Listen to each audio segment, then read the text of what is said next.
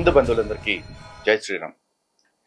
ఈరోజు చాలా ముఖ్యమైన అంశం గురించి వీడియో చేస్తున్నాను కాబట్టి ఈ వీడియోని చివరి వరకు చూడండి.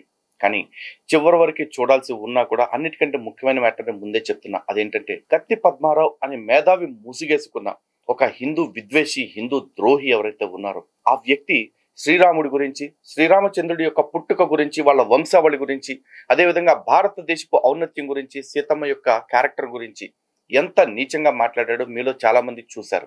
ఇంకా చూడని వాళ్ళు ఎవరైతే ఉంటారో వాళ్ళ కోసం అని చెప్పేసి ఈ వీడియో చివరిలో మెయిన్ గ్లిమ్సెస్ ఏవైతే ఉంటాయో వాటిని యాడ్ చేస్తా ఉన్నాను, తప్పకుండా చూడండి. అలా భారతదేశం మొత్తం ఈరోజు రామనామ స్మరణతో మునిగిపోయి అయోధ్యలో రామ మందిర ప్రతిష్ఠ సందర్భంగా ఆనందంతో ఉప్పొంగుతూ ఉంటే ఇలాంటి వీడియోని మళ్ళీ పోస్ట్ చేసి మళ్ళీ బయట పెట్టేసి హిందువుల మనోభావాలని చాలా దారుణంగా గాయపరిచారు. కాబట్టి అలాంటి వ్యక్తి మీద చట్టపరమైన చర్యలు తీసుకోవాలని ఆల్రెడీ నిన్న కోరటం జరిగింది. నిన్న నేను హిందూ జనశక్తి నుంచి లలిత్ కుమార్, అదేవిధంగా రాష్ట్రీయ దళిత సేన నుంచి హమారా ప్రసాద్ గారు, శివశక్తి నుంచి కరుణాకర్ సుగుణ గారు, మిగతా బృందం అంతా కూడా మేము వెళ్ళి కంప్లైంట్ చేయటం జరిగింది. ఇప్పటికే ఆ కంప్లైంట్ మీద ఎఫ్ఐఆర్ కూడా ఫైల్ చేశారు. అయితే ఎఫ్ఐఆర్ పట్ల మేమైతే పూర్తిగా సంతృప్తిగా లేము.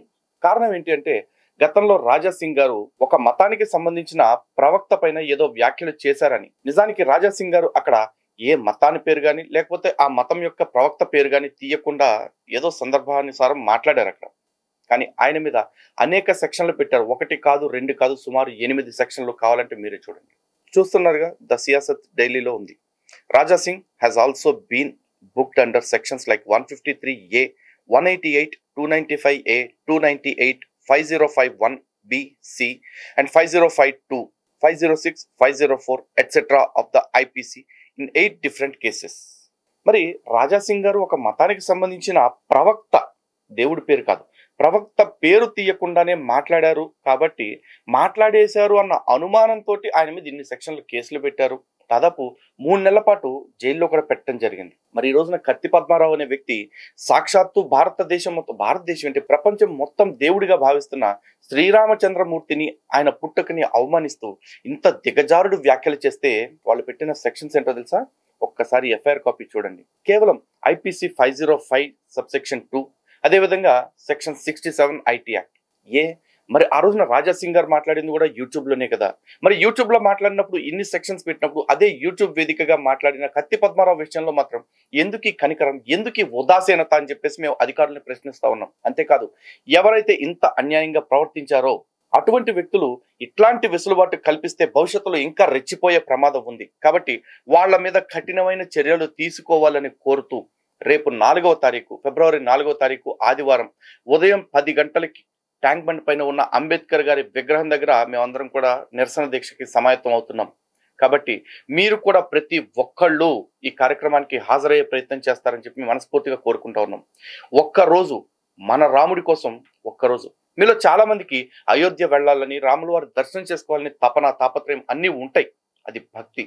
కానీ గుర్తుపెట్టుకోండి, ఆ రాముడి యొక్క పుట్టుక మీద, ఆ రాముడి యొక్క అస్తిత్వం మీద, ఆ రాముడి పట్ల మనకున్న భక్తి మీద ఇంత దారుణమైన దెబ్బ కొట్టిన తర్వాత కూడా అలాంటి వాళ్ళ మీద చర్యలు తీసుకోవాలనో లేకపోతే అలాంటి వాళ్ళకి శిక్ష పడేలా చేయాలనో చేయకుండా మనం అక్కడికి వెళ్ళి రాముడి కోసం కూర్చుంటే, లేకపోతే రాముడి దర్శనం చేసుకోవాలని అనుకుంటే ఆ రాముడి అనుగ్రహం కూడా మనకి లభించే అవకాశం లేదు. అందుకే మీ అందరికీ మళ్ళీ విజ్ఞప్తి చేస్తా ఉన్నాం. ప్రతి ఒక్కళ్ళు కూడా ఆదివారం రోజున ట్యాంక్ బండ్ అంబేద్కర్ విగ్రహం వద్దకు 10 గంటలకల్లా అనుకున్న సమయానికి చేరుకుని ఈ నిరసన కార్యక్రమంలో భాగస్వాములు అవ్వాలని చెప్పేసి మనస్ఫూర్తిగా మిమ్మల్ని ఆహ్వానిస్తున్నాం. ఇది మన గొంతెమ్మ కోరికలు కాదండి, కనీస కోరిక. ఎందుకంటే మనకి చట్టబద్ధంగా వెళ్ళాలి అన్న ఆలోచన వచ్చినప్పుడు మనకి సహకరించకపోతే ఏమో సమాజంలో కొంతమంది చట్టం మీరిపోయే ప్రమాదం కూడా ఉంది. అలాంటి ప్రమాదం రాకుండా చట్టం మనందరి హక్కుల్ని కాపాడాలని, రాజ్యాంగబద్ధమైన హక్కుల్ని కాపాడాలని చెప్పేసి వ్యవస్థలన్నిటికీ కూడా, పోలీసులకు కావచ్చు, పొలిటీషియన్స్ కావచ్చు, మిగతా అందరికీ, 2 తెలుగు రాష్ట్రాల్లో ఉన్న వాళ్ళకే కాదు యావత్ భారతదేశంలో ఉన్న వాళ్ళందరికీ కూడా విజ్ఞప్తి చేస్తా ఉన్నాం. అలాగే ఈ కార్యక్రమానికి రాష్ట్రీయ దళిత సేన హమారా ప్రసాద్ గారు, శివశక్తి కరుణాకర్ సుగుణ గారు మరియు హిందూ జనశక్తి తరఫున నేను, ఇంకా మిగతా హిందూ సంఘాల నాయకులు అందరూ కూడా వస్తున్నారు. మీ అందరూ కూడా అక్కడికి వస్తారని మనస్ఫూర్తిగా కోరుకుంటున్నాను. ఇక ఈ కత్తి పద్మారావు అనేవాడు ఏమేం మాట్లాడాడు అంటే మొత్తం 45 నిమిషాల వీడియోలో అంతా పెట్టలేం కాబట్టి ఇంపార్టెంట్ గ్లిమ్సెస్ ని మాత్రం మీకు పెడుతున్నాను. ఇంకా దారుణమైన విషయాలు చాలా ఉన్నాయి. అంటే ఇవన్నీ కూడా దూషణ అనిపించేలాంటి క్లిప్స్ మాత్రమే యాడ్ చేస్తున్నాం. ఇవి కాకుండా అయోమయంతో లేకపోతే రామాయణానికి మహాభారతానికి కూడా తేడా తెలియకుండా మాట్లాడిన ఎన్నపోస మాటలు ఎర్రిపోస మాటలు చాలానే ఉన్నాయి. వాటన్నిటి గురించి మాట్లాడాలంటే ఇంకా చాలా పెద్ద వీడియో అయిపోతుంది. కాబట్టి ఈ వీడియోని ఇక్కడికి ఆపేస్తూ ఉన్నాను. ఈ గ్లింప్సెస్ అన్ని చూడండి. బట్ గుర్తుపెట్టుకోండి, ఫిబ్రవరి 4వ తారీఖు ఆదివారం ఉదయం 10 గంటలకి మేమందరం వస్తున్నాం. మీరు కూడా వస్తారని మనస్ఫూర్తిగా కోరుకుంటున్నా. మన రాముడి కోసం ఒక్కరోజు ఒక్క ఆదివారం కేటాయించండి. ఒకవేళ ఇక్కడ దాకా రాలేని పరిస్థితుల్లో ఉన్న వాళ్ళు కనీసం మీ ఏరియాలో ఈ కత్తి పద్మారావు పైన కంప్లైంట్స్ ఇవ్వండి, లేదా అక్కడే నిరసన కార్యక్రమాలని జరిపించండి. మన రాముడి గురించి నోరు పారేసుకున్నందుకు మేము హిందూ సంఘాలందరం ఒకటే. ఇక ఒక్కటవ్వాల్సింది హిందువులే, గుర్తుపెట్టుకోండి. ఇప్పుడు నియోగ పద్ధతి ఉంది, పిల్లలు లేని వాళ్ళకి అలా కలిగాడు. సరే, ఈ రాముడు అనేవాడు బ్రాహ్మణుడికి ప్లస్ క్షత్రియుడికి కలిసి పుట్టాడు కాబట్టి, ఈ ముగ్గురు పుట్టారు కాబట్టి బ్రాహ్మణులు ఈ రాజ్యాన్ని ఆశ్రయించారు.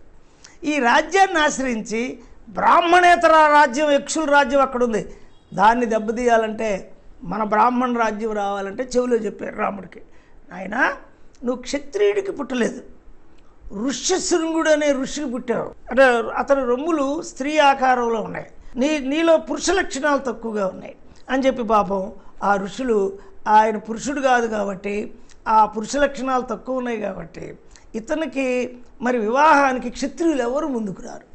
క్షత్రియులకు పుట్టిన పిల్ల ఎవరిని ఇవ్వడానికి వాళ్ళు సిద్ధంగా లేరు. ఇప్పుడు రాముడిని ఎందుకు బ్రాహ్మణులందరూ మా దేవుడు అనుకుని ఆడుతున్నారు? అతను ఋష్యశృంగుడికి జన్మించాడు. ఈ ఋష్యశృంగుడికి జన్మించటం వల్ల అతనికి బ్రాహ్మణ పక్షపాతత్వం వచ్చేసింది. బ్రాహ్మణులు రక్షించడమే అతని పని. ఎవరికైనా రక్షణ కావాలి అంటే రావణాసురుడి దగ్గరికి వెళ్ళాల్సిందే. ఎవరికైనా ఎవరిని జయించాలన్నా రక్షకుడు ఎవరు? రావణాసురుడు. అసురుడని పేరు పెట్టాడు రావణుడు. చివరికి రాముడు కూడా అయ్యా జ్ఞానం నేర్చుకోవాలంటే లక్ష్మణ నువ్వు నన్ను చంపకుండా ఉండాలంటే రావణుడి దగ్గరికి వెళ్ళి జ్ఞానం నేర్చుకో అని చెప్తాడు. వీళ్ళందరూ కలిసి దేవుడు లేడు, రాముడు అబద్ధ కథ, రాముడు అనేటటువంటి వాడు దండయాత్రికుడు, రాముడికి అసలు సహాయం చేసిన గుహుడు వాడు, రాముడికి సహాయం చేసినటువంటి వాలి గిరిజనుడు, రాముడికి సహాయం చేసినటువంటి విభీషణుడు రావణుడి యొక్క తమ్ముడు, రాముడికి సముద్రంలో రాళ్ళేసిన వారు మన వీళ్ళు గిరిజనులు, వాల్మీకులు, అందరూ వీళ్ళనే ఉపయోగించాడు. ఇప్పుడు కూడా రామరాజ్యం ఎవడైతే వాళ్ళకి ద్రోహం చేస్తాడో వాళ్ళకి చేత ఓట్లే ఇచ్చి మళ్ళీ రామరాజ్యాన్ని స్థాపించాలి అని సెంటిమెంటల్. అంటే అయ్యా నా భార్యని ఎత్తుకెళ్ళాడు, నా భార్యని ఎత్తుకెళ్ళాడు అంటే ఎవడైనా సహాయం చేస్తాడు. నా భార్యని ఎందుకు ఎత్తుకెళ్ళాడు అది కదా, చేయట్లేదు, నన్ను కేవలం శరీరం మాత్రంగానే ఆశిస్తుంది, మనస్సు ఎవరితోనే పెట్టుకుంటుంది, నీ మనస్సు ఎక్కడుంది సీత అంటాడు రాముడు. పాపం రావణుడిని ఆమె సరిగ్గా చూడలేదు. రావణుడు ఆమెతోటి ముఖవర్చస్సుతో మాట్లాడలేదు, ముఖీ మాట్లాడలేదు. అమ్మా నీకు ప్రేమ కలిగితే నిన్ను ముట్టుకుంటా, ఎందుకు అసమర్థుడి దగ్గర నువ్వు భార్యగా ఉన్నావు, నీకు ఒకవేళ వీరుడితో ప్రేమ కలిగితే నిన్ను లేదంటావా నిన్ను ముట్టుకోను, రెండు మాటలు. నువ్వు ఇప్పుడు రావణుడినే తెలుసుకుంటున్నావు, రావణుడు నాకంటే శక్తివంతుడని నాకు తెలుసు, రావణుడు బంగారం ధరిస్తాడని నాకు తెలుసు, రావణుడు రత్న వైడూర్య గోమేధిక పుష్యరాగాలతో ధరించినటువంటి ఆభరణాలతో ఆయన తలతల మెరిచిపోతుంటాడని నాకు తెలుసు, రావణుడికి సర్వశాస్త్రాలు వచ్చని నాకు తెలుసు, రావణుడు వీరుడని నాకు తెలుసు. నువ్వు తప్పకుండా ఒక నిజమైన స్త్రీవైతే తప్పకుండా నువ్వు రావణుడినే తెలుసుకుంటావు. చూసారు కదా ఎంత చిల్లర మాటలు, ఎంత దారుణమైన మాటలు మాట్లాడాడు. అయితే ఈ మాటలు కేవలం కత్తి పద్మారావే కాదు, గతంలో చాలా మంది మాట్లాడారు. మనం ఇలాగే వదిలేస్తే భవిష్యత్తులో ఇంకా చాలా మంది కూడా మాట్లాడతారు. ఆ భవిష్యత్తు ఇంతకంటే దిగజారకుండా ఉండాలి అంటే మాత్రం మనందరం మేల్కొని తీరాలి. జై శ్రీరామ్, భారత్ మాతాకి జై.